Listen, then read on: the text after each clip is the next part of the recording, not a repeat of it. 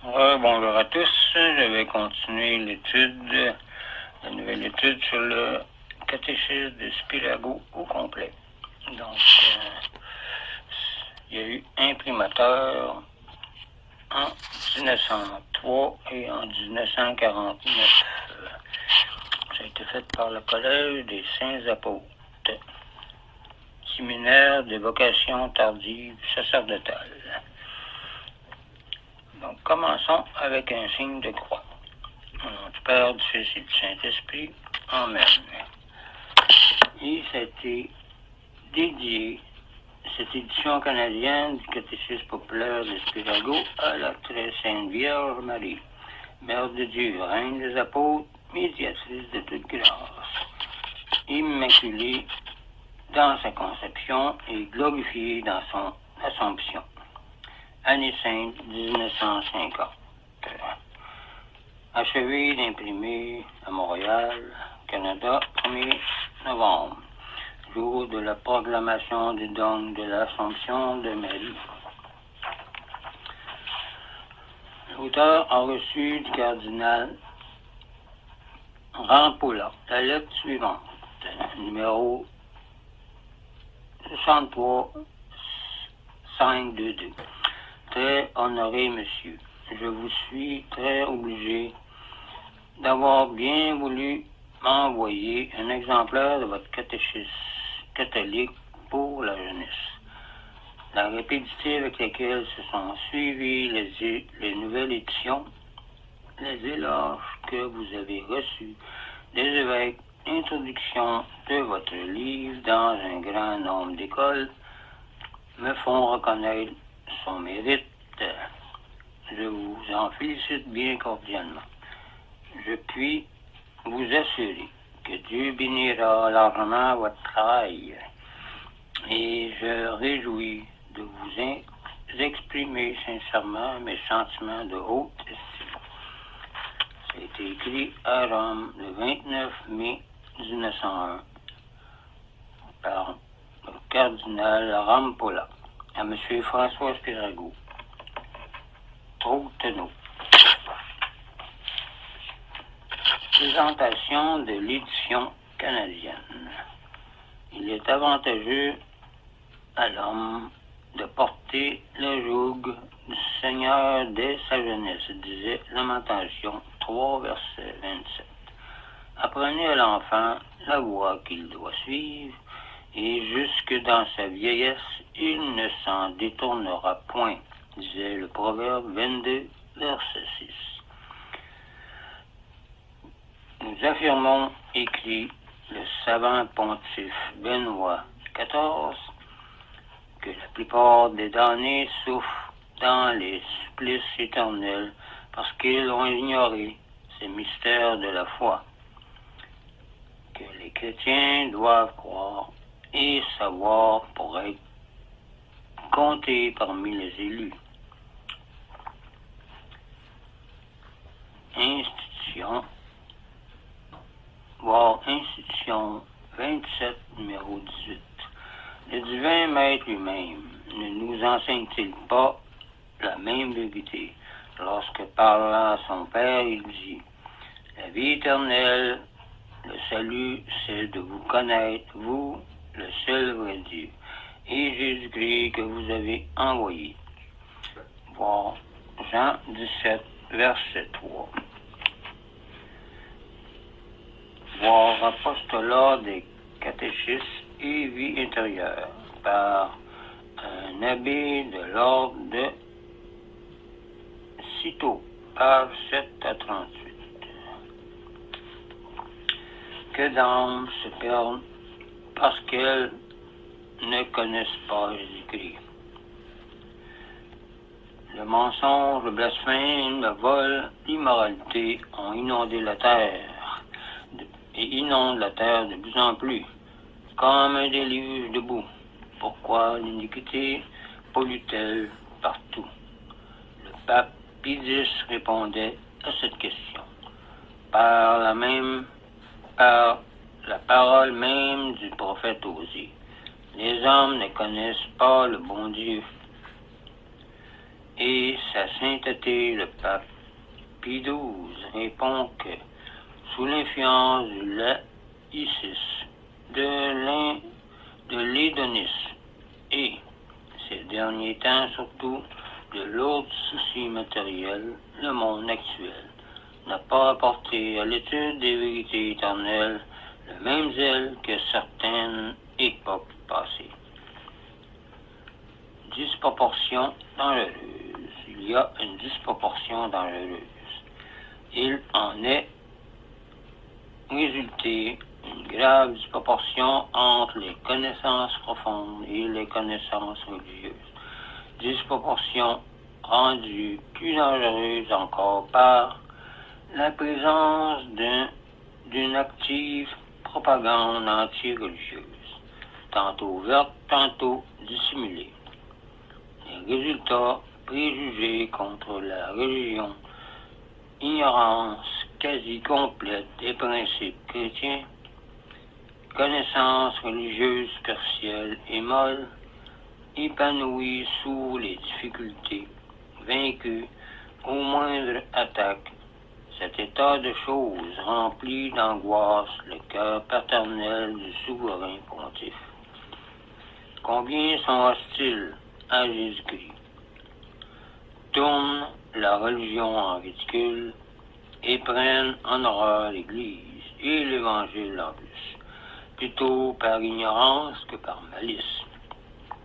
Il blasphème ce qu'il ignore, disait l'Évangile de Jude 2, verset 10. Ou Jude 2, verset 10. Ils ne connaissent la religion que par les calomnies inventées contre elle. Il est immense aujourd'hui le nombre et il s'accroît tous les jours de ceux qui ignorent tout de la religion, ou qui n'ont de Dieu, de la foi chrétienne, de ses dogmes, de ses profonds symboles, de son admirable morale, de ses rites, de vérité nécessaire au salut éternel, et de leur accord avec la raison humaine, de cette transcendance invoquée par cette raison même qu'une connaissance vague et tout à fait superficielle. Beaucoup de gens du peuple trouvent une certaine excuse dans leur oppression. Soumis à des maîtres tyranniques, à peine peuvent-ils songer à eux-mêmes et à leur intérêt spirituel. L'humilité de leur condition les rend d'ailleurs plus accessibles à l'erreur. Mais cette ignorance atteint non seulement les enfants et les illettrés, elle existe aussi chez les adultes et les vieillards. Et parmi ceux-là même qui, ne manquant ni d'intelligence ni de culture, possèdent une instruction peu commune et sont très habiles dans les sciences profanes. N'est-on pas obligé de constater en ce qui concerne la religion une conduite pleine de témérité et d'imprudence? Enveloppés d'épaisses ténèbres, ils y demeurent tranquillement plongés. De Dieu, de Jésus-Christ, de l'Église, ils n'ont presque aucune notion maintenant. Il suffit de s'entretenir quelques instants avec eux pour voir défiler les plus énormes sottises sur les points élémentaires de la doctrine chrétienne, pourtant fait pour nous rendre heureux.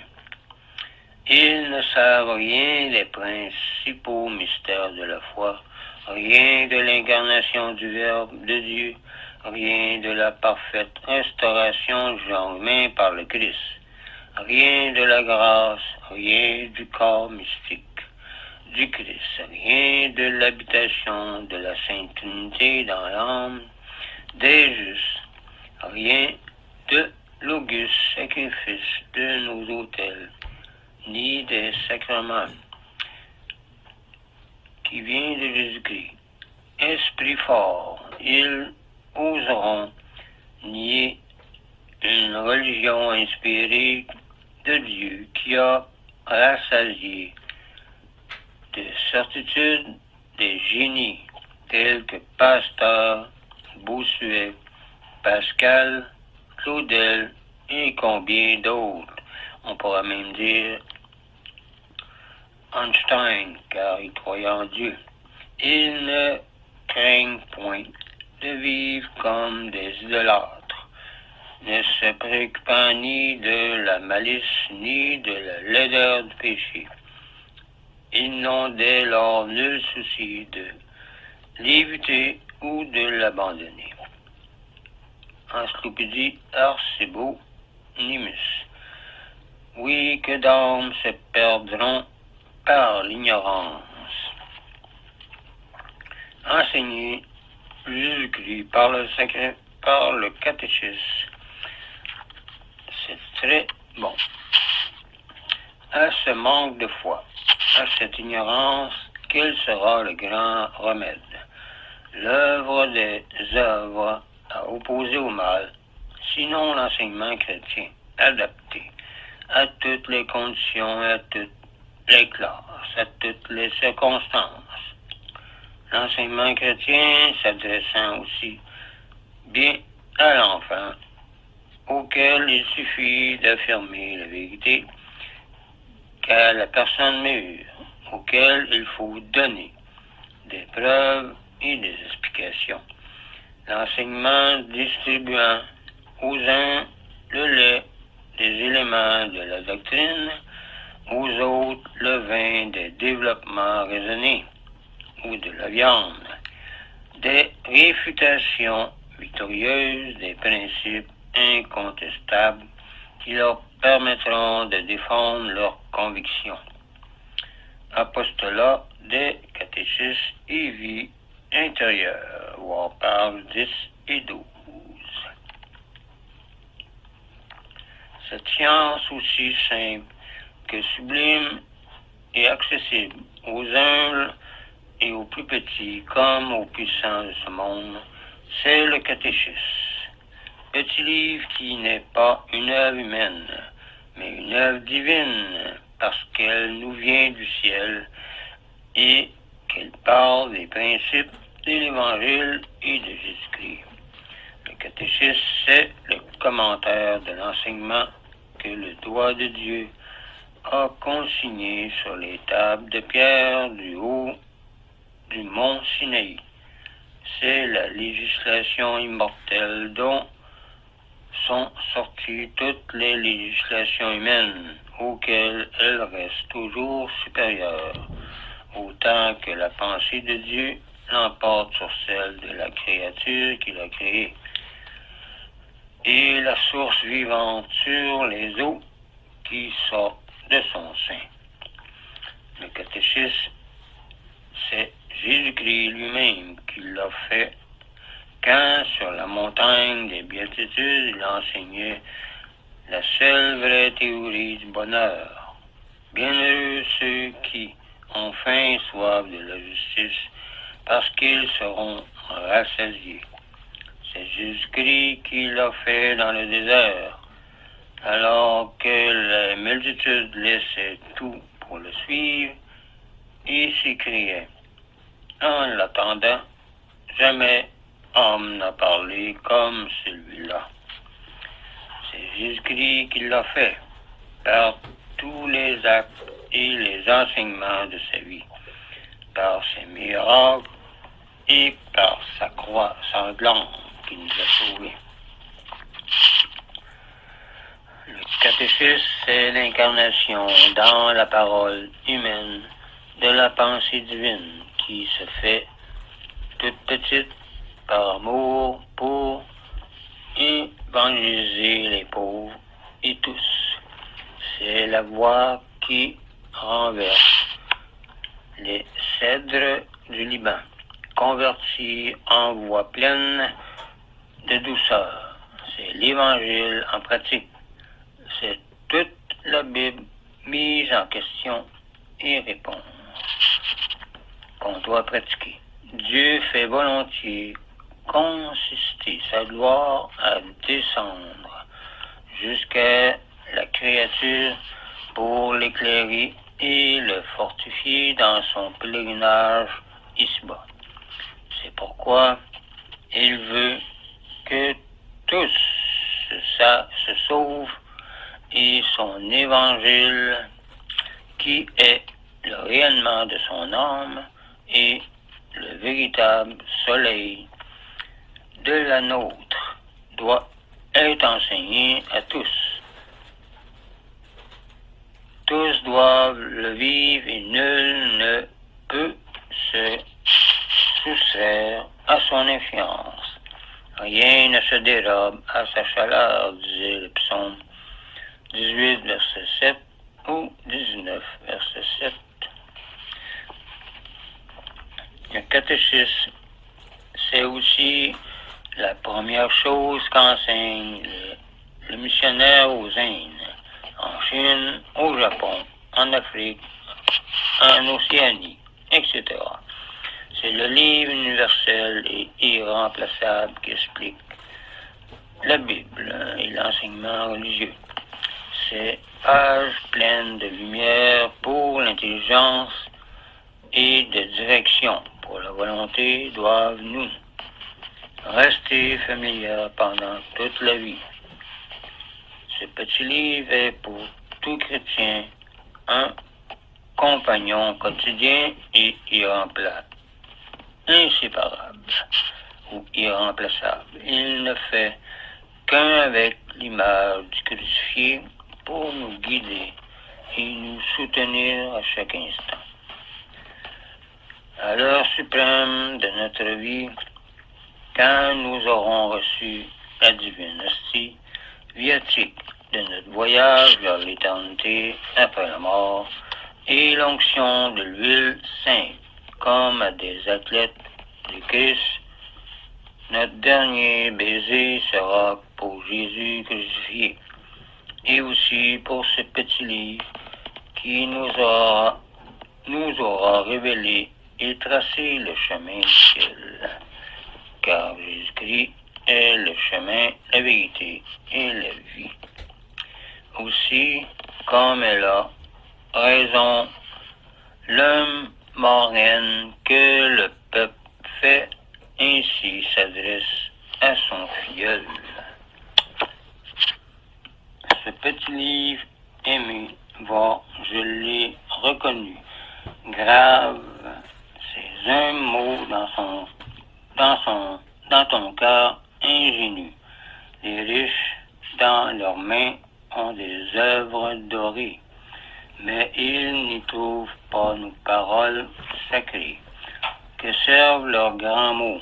Jésus, sans tout ce bruit, c'est apaiser le cœur et contenter l'esprit. Le catéchisme, enfin, hors ce livre modeste, il faut bien que j'avoue ignorer tout le reste. Mais Dieu recherche-t-il lorsqu'il juge un chrétien? S'il était très savant? Non, non pas. S'il vivait bien, plutôt. Lis et relis sans cesse, mon Jean, cet humble livre, c'est le plus grand encore, il apprend à bien vivre. Dès que tu l'ouvres, toi, doux filleul, nuit et jour, tourné vers le Seigneur dans ton fervent amour.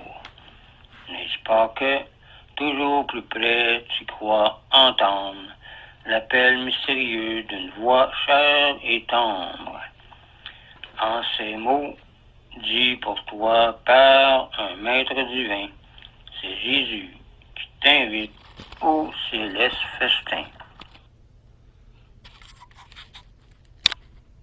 C'est fini pour cette première partie. On va continuer la prochaine fois